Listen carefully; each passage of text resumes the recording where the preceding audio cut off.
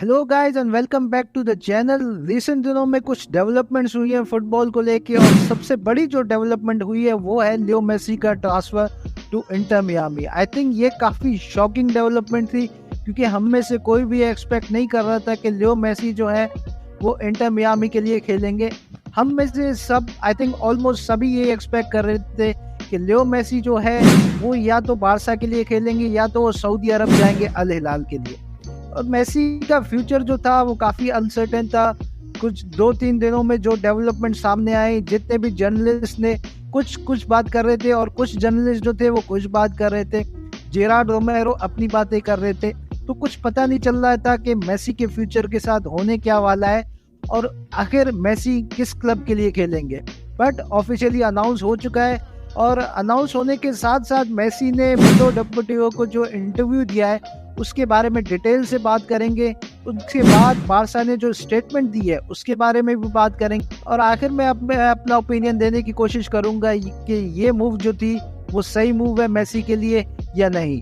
तो अगर मेसी के इंटरव्यू की समरी की अगर हम बात करें तो मेसी बार्सिलोना में वापस आना चाहते थे, जो कि हम सबको आई थिंक इस चीज़ का आइडिया है। और उन्होंने ये भी कहा कि वो पीएसजी में खुश नहीं थे, जो कि हमें दिखा भी पीएसजी फैन के रवैये से। खास करके पीएसजी फैंस का जो रवैया था लियो मेसी से, वो वर्ल्ड कप के बाद से तो काफ़ी चेंज हुआ मेरी नज़र में।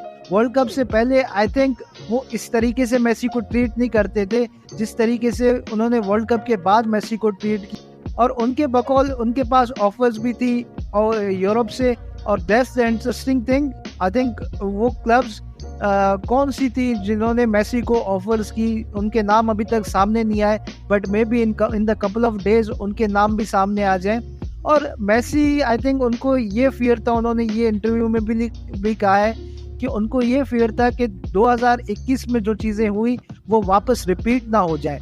तो उसकी वजह से वो ये भी नहीं चाहते थे कि किसी बारसा प्लेयर मेरी वजह से क्लब छोड़ दे, या किसी बारसा प्लेयर को मेरी वजह से सैलरी जो है वो कम करनी पड़े। तो ये चीज़ें नहीं चाहते थे, ये चीज़ें अवॉइड करना चाहते थे।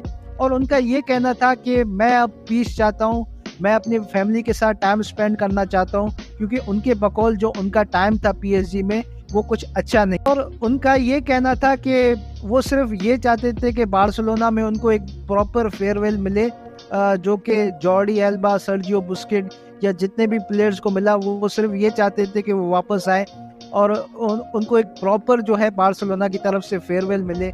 और उन्होंने आखिर में ये भी कहा कि वो at the some part of his career ही wants to come back to Barca, और वो अपनी खिदमत जो है वो बार्सिलोना को देना चाहेंगे।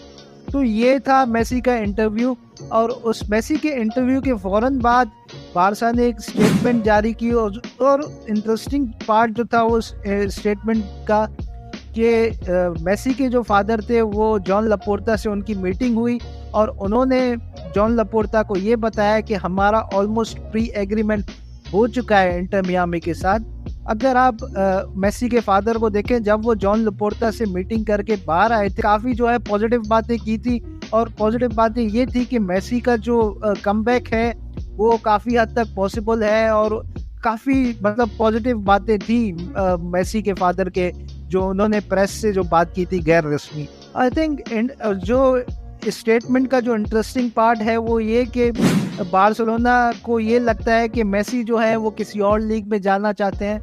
वो जो है एक ऐसी लीग में जाना चाहते हैं जहाँ पे उन पे प्रेशर कम हो और जहाँ पे वो अपनी लाइफ एंजॉय कर सकें।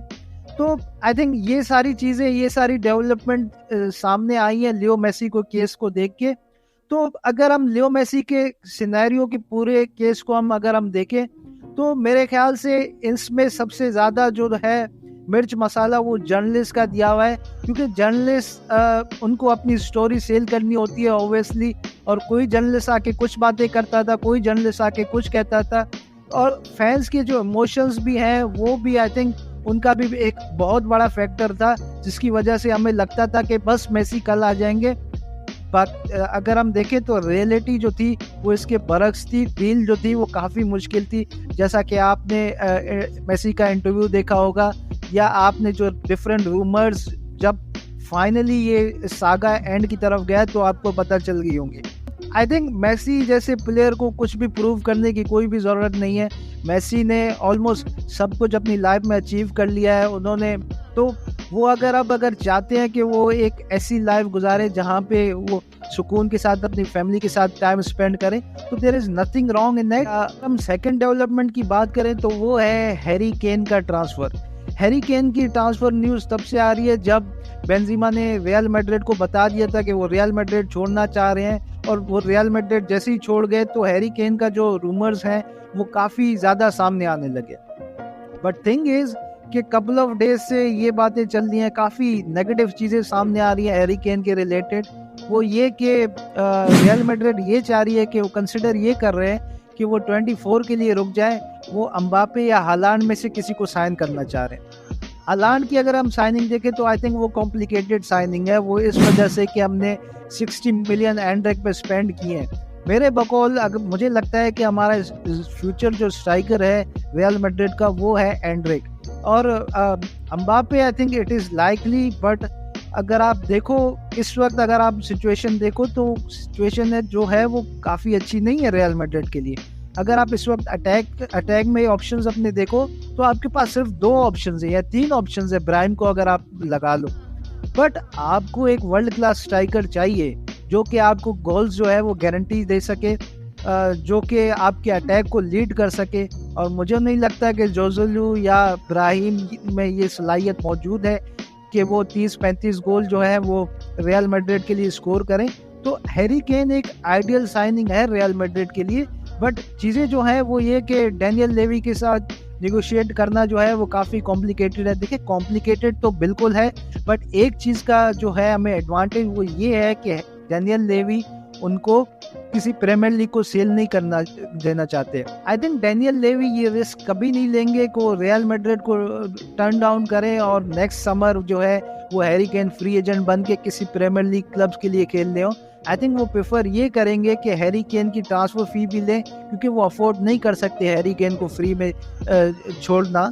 तो आई थिंक रियल मैड्रिड को ये डील कंसिडर करनी होगी और हैरी केन के लिए जाना होगा। आई डोंट नो 24 में क्या होता है, क्योंकि 24 में एम्बापे को लेके आपने अपने प्लेस जो है वो काफ़ी दफ़ा जो है वो पोस्टपोन भी किए हैं और आपने प्लेयर्स भी साइन नहीं किए एम्बापे को लेके।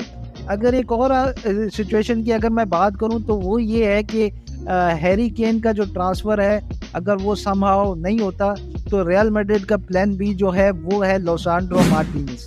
तो I will take Lisandro Martinez अगर हैरी केन नहीं आते, because something is better than nothing. So let me know in the comment section what do you think about Leo Messi transfer to Inter Miami और Harry Kane की जो situation है। आप क्या चाहते हैं कि कौन से स्ट्राइकर के लिए रियल मैड्रिड जाए या रियल मैड्रिड को नेक्स्ट सीजन के लिए वेट करना चाहिए एक स्ट्राइकर के लिए? Do let me know with your thoughts. Until next time.